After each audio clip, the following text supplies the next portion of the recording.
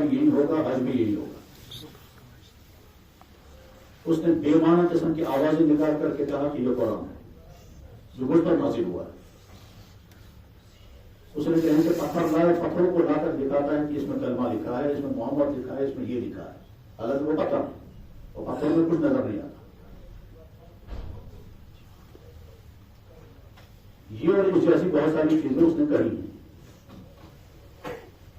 اس سلسلے میں پہلی بات یہ ہے کہ میڈیا کے ان بھائیوں نے جنہوں نے اس کو ہائی لائٹ کیا ان کو ہم اپریشیٹ کرتے ہیں.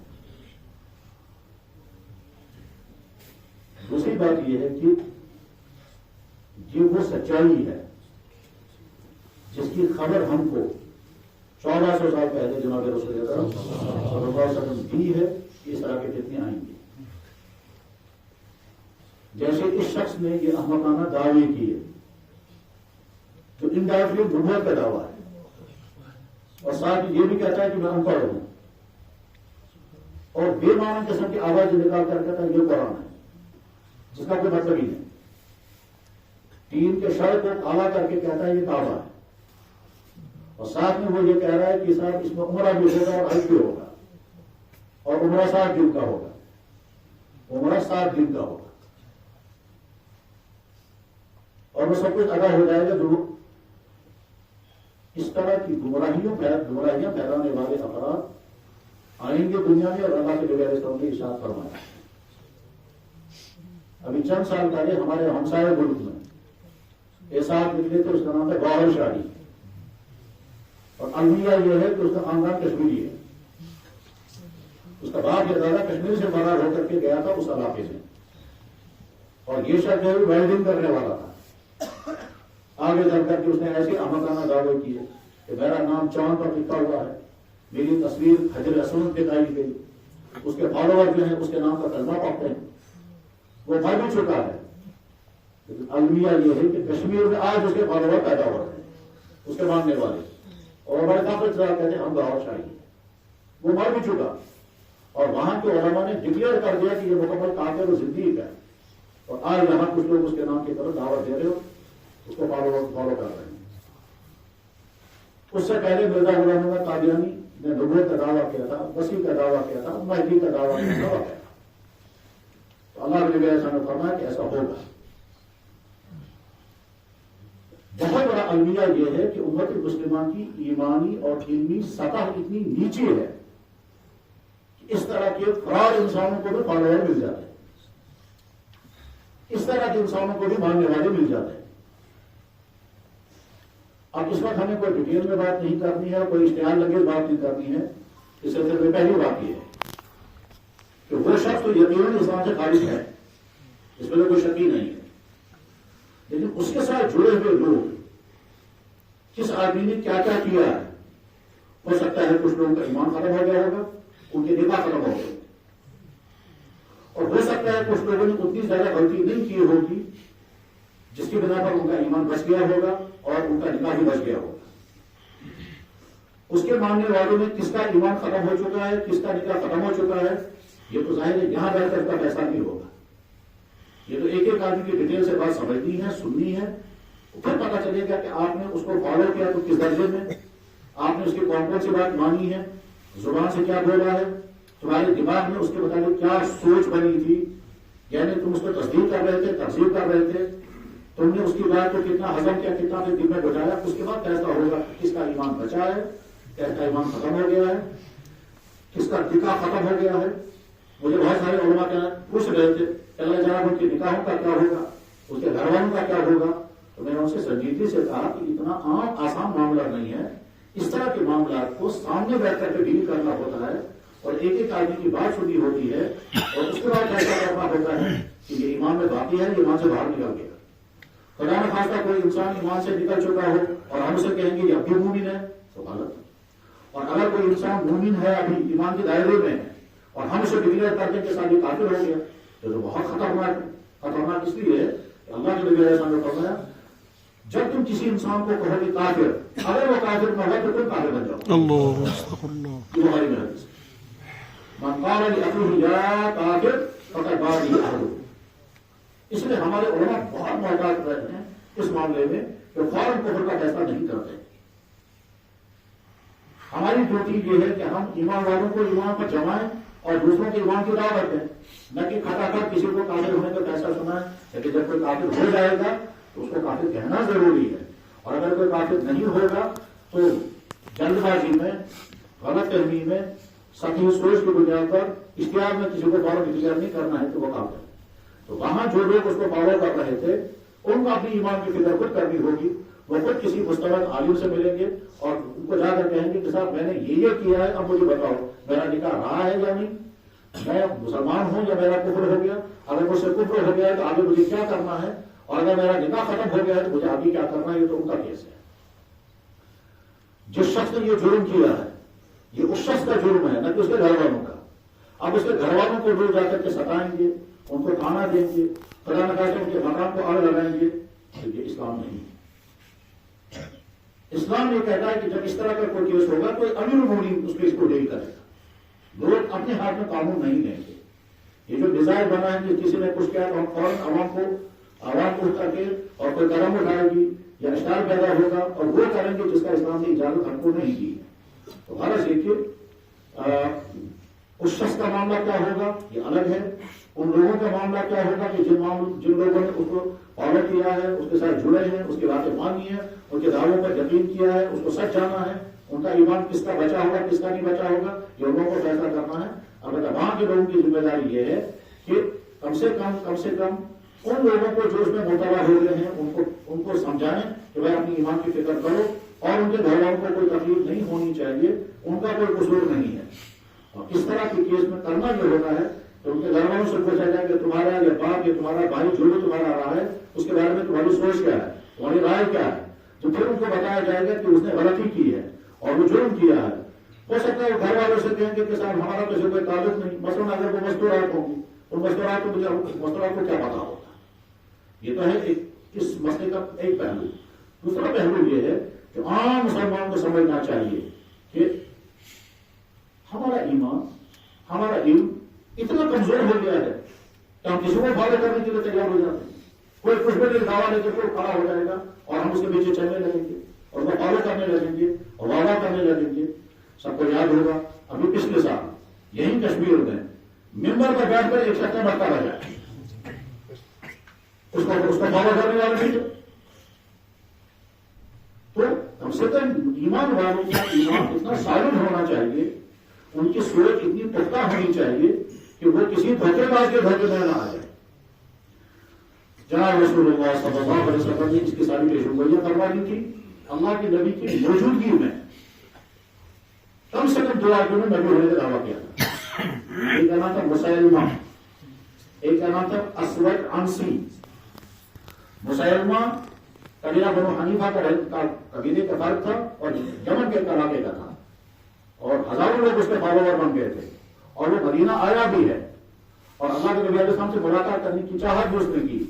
آپ نے ملاقات کرنے کے بجائے یہیں سے تشریف لے گئے اور اس کے بعد سن کر کے اس نے کہا، اسے جو باتیں کہی تو آپ کے دستے مبارک پہ ڈنڈا تھا، فرمایا یہ ڈنڈے کا ایک حصہ میں تمہیں دینے کے لیے تیار نہیں ہوں، اور اللہ تعالیٰ شانو تم کو یا رنگ نہ تھا، اللہ تعالیٰ شانو تیرے گھٹے توڑ دے گا. اور اس کے بعد پھر صحابی دوسرے تھے، فرمایا جو بات کرنی ان سے بات کرو. اور اس کے بعد پھر اللہ کے نبی کے دنیا سے جانے کے بعد مسلمانوں نے جو سب سے پہلا جہاد کیا ہے وہ اسی کی طرح کیا تھا. اور یہ مسلمان کذاب اس انسان کے ہاتھ سے مارا گیا تھا جس انسان نے اس سے پہلے بہت بڑا جرم کیا تھا، یعنی حضرت حمزہ رضی اللہ عنہ کو شہید کیا تھا. اس کا نام تھا وحشی. تو وحشی جس کے ہاتھ سے حضرت حمزہ رضی اللہ عنہ شہید ہوئے تھے اس کو بہت قلق تھا، بہت افسوس تھا جب وہ مسلمان ہوا تھا. اور جب وہ مسلمان ہوا تو اللہ کے نبی علیہ السلام نے فرمایا انت وحشی، تو وحشی ہو، انت قتلت حمزہ، تو نے حمزہ کو شہید کیا تھا، تم نے حمزہ کو شہید کیا تھا. اس نے ساتھ جھوٹا کرتا جی نہیں، لیکن رحمت للعالمین نے کوئی انتقام نہیں کیا. کلمہ پڑھایا مسلمان ہو گیا. اسی اتنا فرمایا اب تستطيع ان تخيب وجهك عني، یہ بخاری شریف کے پاس ہے. میرے سامنے بتایا تھا کلمہ تو میں نے تمہیں پڑھایا، تمہارے خلاف کوئی سزا نہیں ہوگی، معاف بھی تمہیں کر دیا، اور اتنی مہربانی کرو میرے سامنے بتانا. فرمایا کیا تم اتنا کر سکو گے؟ اپنا چہرہ مجھے دور رکھو. اس نے ساتھ جھکا، پھر وہ حضور کے سامنے نہیں آیا. اللہ نے بھی دنیا سے رخصت ہو گئے. تو اب اس نے سوچا اب تو میں جا سکتا ہوں. چنانچہ مدینہ آیا اور مدینے سے فوج روانہ ہو رہی تھی مسلمہ قضا کے خلاف. اس نے کہا اس فوج میں ضرور جاؤں گا تاکہ اس جرم کی میں تلافی کر سکوں. چونکہ اس کو اٹیک کرنے کا ایک خاص آرٹ اس کے پاس تھا جس اٹیک سے اس نے حضرت حمزہ کو شہید کیا تھا. وہ نیزہ مارنے کو اس کا سے طریقہ تھا. چونکہ اسے نیزہ جب مارا تھا حضرت حمزہ کو وہ یہاں پر لگا تھا اور پیچھے سے لے گیا. چونکہ نیزہ مارنے کو اس کے بعد آرٹ تھا. اس نے سوچا وہی آرٹ کو استعمال کروں گا اس نقلی نبی کے خلاف. چاچی جنگی یمامہ میں شریک ہوا اور وہ یہ دیکھ رہا تھا کہ مسلمان کہاں ہیں. بہرحال یہ دیکھتے دیکھتے اسے اندازہ ہو کہ فلاں جگہ پر ہے اور وہ اونچائی پر تھا ایک مقام کے اندر تھا اور مقام کے اندر دیوار تھی. دیوار پٹی بھی تھی. اس دیوار کے اندر سے وہ دیکھ رہا تھا نیچے جنگ ہو رہی تھی جس سے یہاں سے نیزہ مارا اس نے اور یا تو یہاں پر لگا تھا نیزہ یا یہاں پر لگا تھا اور وہیں سے گر گیا. تو جب اس کے پاس بعد میں صحابہ جاتے تھے اور پوچھتے تھے بتاؤ تم نے حمزہ کو کیسے شہید کیا تھا. وہ پہلے کہتا تھا حمزہ میرے ہاتھ سے ضرور شہید ہوئے ہیں مگر میں نے اس کی تلافی بھی کی ہے کہ میں نے مسلمہ کو بھی مارا. تو نقلی نبیوں کا سلسلہ تو جناب رسول اللہ صلی اللہ علیہ وسلم کی وجود میں شروع ہوا تھا اور وہ دھوتا تھا اسد انسی. اس پر ایسا بڑا حال ہوا تھا وہ بھی بخاری میں موجود ہے سیرت کے کتاب موجود ہے.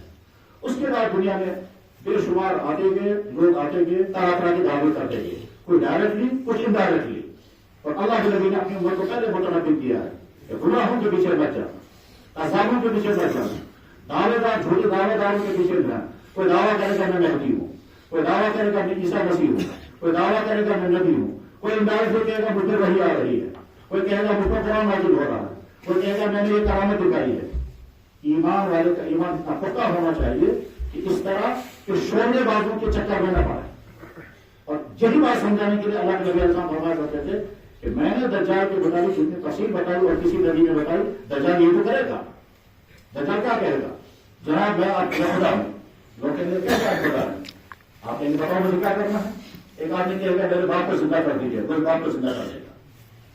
وہ آدمی حیران ہو گیا اس کو میرے باپ کو زندہ کر دیا کہے گا آپ مانو مجھے پتا. کوئی کہے گا جناب بارش برسائیے اس میں بارش برسا دے گا کہے گا آپ نے خدا ہو جائے لیکن جو سے ڈیمانڈ کریں گے وہ کر دے گا. لہٰذا بے شمار لوگ اس کو ماننے والے بننے نہیں تو خدا ہے لیکن ایمان والوں کو محسوس ہوگا کہ جہاں پہ لکھا ہوگا کام ہے. اور اللہ نے ایسا نے فرمایا ٹھیک اس وقت مضبوط ایمان والے ہوں گے جو اس طرح کے دھوکوں میں پڑنے والے نہیں ہوں گے وقت ایمان کو بچا لیں گے. اور اگر کمزور ایمان والے ہوں گے کچے ایمان والے ہوں گے توہم پرست ہوں گے کسی کے پیچھے چلنے والے ہوں گے وہ اس کو بھی فالو کر لیں گے اس کو بھی ماننے والے بن جائیں گے. اسی لیے اللہ نے فرمایا کیا سورہ کہف کی تلاوت کرو جمعے کے دن دجال کی فتنوں سے محفوظ ہو گئی. یہ وہ دجال کا فتنہ.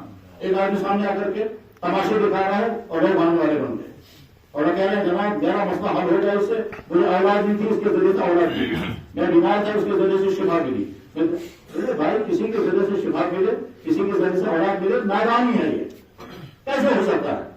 ہاں شیطان دھوکہ دے گا. اولاد بھی ہوگی اللہ نے کہے گا اس نے مجھے دے گا. شفا بھی ہوگی اللہ نے کہے گا اس نے مجھے دی. ٹھیک تو جو کام اللہ نے کیا ہوگا اس کو منسوخ کرے گا اس کی طرف. یہ تو کفر ہے. بارش برسائے اللہ کہیں گے نہیں ہماری مورتی میں برسائے ہماری مورتی میں برسائے. میں یہ سمجھ کر کے کہہ رہا ہوں بخاری شریف میں حدیث ہے اللہ کے نبی علیہ الصلوۃ والسلام نے صلح حدیبیہ جہاں ہوئی تھی حدیبیہ کا مقام اس حدیبیہ کے مقام پر صبح فجر کی نماز پڑھ کر کے آپ صحابہ کی طرف متوجہ ہو گئے اور آج رات کچھ لوگوں نے اللہ پر ایمان لایا اور بتوں کا انکار کر دیا اور کچھ لوگوں نے بتوں پر ایمان لایا اور اللہ کا انکار کر دیا. اللہ کہہ رہے ہیں کہ آج رات مومن بھی وکافر بالکواکب اور بعض لوگ وہ تھے وکافر بھی مومن بالکواکب. ہوا کیا تھا وہاں بارش نہیں ہو رہی تھی سخت پریشانی تھی. صحابہ میدان میں بیٹھے ہوئے عمرہ کرنے کا ارادہ ہے وہاں لوگ آنے نہیں دے رہے ہیں مکے والے. تو 10-15 دن ہو چکے تھے پانی نہیں تھا تو پانی کی وجہ سے بڑی پریشانیاں تھی سخت گرمیاں تھی تو رات کو بارش ہوئی. خوش ہو گئے تمام. تو کچھ لوگوں نے کہا اللہ نے بارش برسا اللہ نے بارش برسا دی پانی آ گیا 5%.